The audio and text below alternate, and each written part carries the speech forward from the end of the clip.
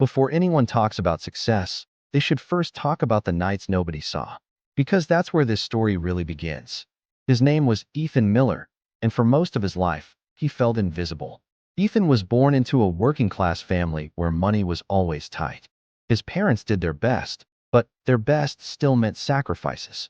It meant old clothes and constant reminders to be realistic about dreams. At home, conversations often revolved around bills, work, and exhaustion.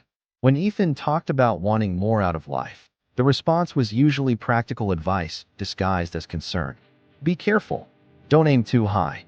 As Ethan grew older, the gap between him and others became more visible.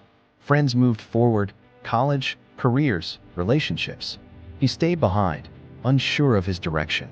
He applied for jobs that never replied.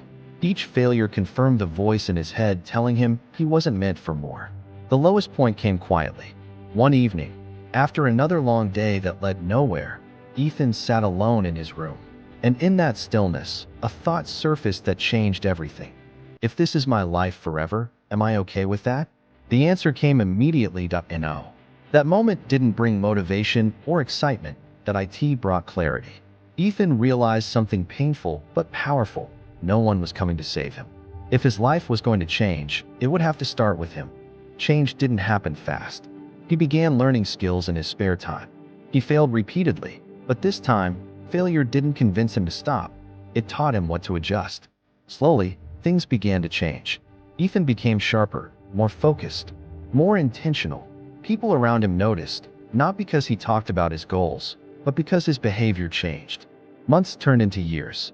Opportunities began appearing where there had once been none, small chances, minor wins, but Ethan treated each one seriously. He showed up prepared, he stayed consistent. But he became something far more important, self-reliant, confident, grounded.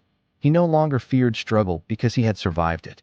When people asked how he changed his life, Ethan never mentioned luck. He said something simple.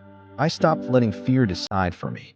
This story isn't about talent or privilege, that it's about responsibility. If you're watching this and feeling stuck, overlooked, or behind, remember this. Your beginning does not control your ending. But your choices do. Don't forget to subscribe, like, and share.